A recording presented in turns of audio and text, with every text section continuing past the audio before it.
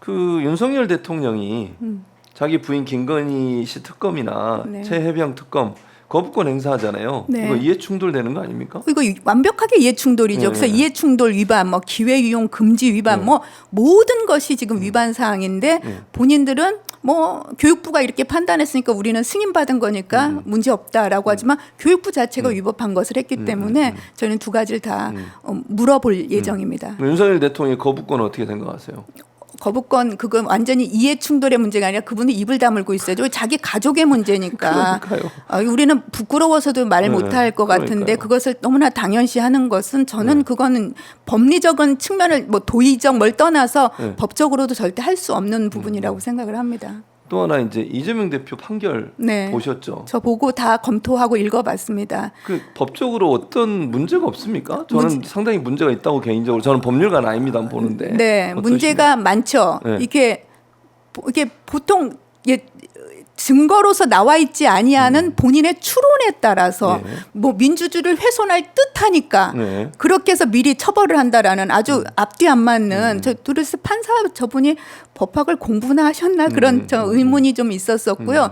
그러니까 아예 비상식적이어서 논할 가치가 없더라고요. 그 저 판결에 대해서는요. 그래서 저는 아주 이게 세기를 뒤흔드는 아주 좋지 않은 사례의 판례로 남을 것 같습니다. 그러니까 인식의 문제잖아요. 안다 네. 모른다는. 물론 네. 뭐 그거는 무죄 취지로 얘기를 했지만 그것도 좀 궁금한 게 그 안다 모른다 김문기 씨를 안다 모른다 가지고 그건 무죄 취지로 얘기하면서 네. 마지막 골프를 쳤냐 안 쳤나 가지고 문제를 삼고 포괄일죄라는 표현을 하면서 그래서 다 유죄다 이렇게 얘기했대요. 그건 무슨 의미예요?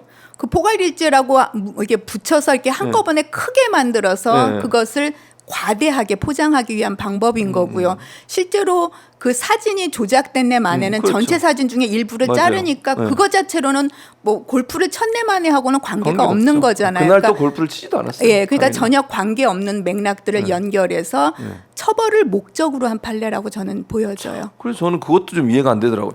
그러니까 앞에 건 다 무죄다. 이거는 뭐 인식의 차원이니까. 그리고 사실은 검찰이 교유행위라는 말을 만들어냈잖아요. 네, 네. 저 처음 듣는 말이에요. 그러니까 저 법률적으로 그런 말을 법학을 저도 지금 뭐 몇십 년 해왔지 않습니까? 네. 이 단어가 뭐지 하고 찾아봤었어요. 네, 근데 네. 잘 모르는 단어더라고요. 그러니까요. 네. 근데 그거를 얘기했던 건 사실은 SBS에서 인터뷰한 내용 가지고 초점을 맞춰서 그렇게 한 거거든요. 근데 네. 그건 무죄 취지로 나왔어요. 그러니까요. 그리고 도리어 별 관심이 없던 그 사진 4장 그 10명이 찍은 사진을 4명이 찍은 것처럼 조작을 해서 이제 국민의힘 모 의원 이걸 이재명 대표가 그날 골프 쳤지 않냐 이렇게 주장을 한 거거든요. 이재명 대표가 나가서 그건 원래 여러 명이 찍은 사진을 4명이 찍은 것처럼 조작을 했고 그거 골프를 치지 않았다라고 얘기했어요. 네. 그 골프 치지 않았다고 얘기한 게 아니라 골프를 친 것처럼 하기 위해서 그렇게 조작을 했다고 얘기했거든요. 네. 그리고 그 사진이 찍힌 날 당일날 골프를 실제로 치지 않았어요. 네. 다른 날 쳤고. 네. 근데 그걸 가져다가 그게 거짓말이라는 거예요. 뭐 그것도 있었고 국토부에서 네, 온 협박. 협박이라는 부분 저도 금융감독원에 3년 동안 근무했지만 네.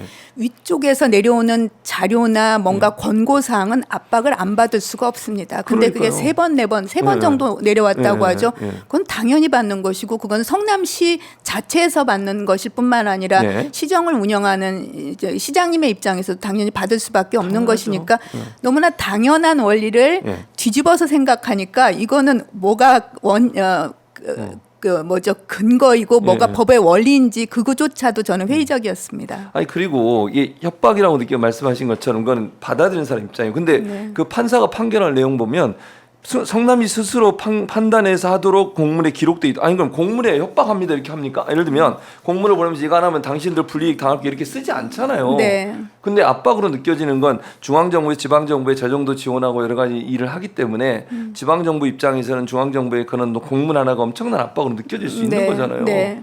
통상적으로 그 규범보다 더 어려운 게 가이드라인 예, 그 일반적으로 일을 할 때요 또는 모범 규준 또는 권고 예. 그런 것이 굉장히 무섭게 다가옵니다. 이게 실제로 행정 업무를 하는 사람 입장에서는 그러니까 그거는 뭐 협박이라고 용어를 쓰기에는 뭐지만 조금 네. 압박이 상당했으리라고 그렇죠. 생각합니다. 충분히. 근데 그거를 거짓말을 했다고. 네.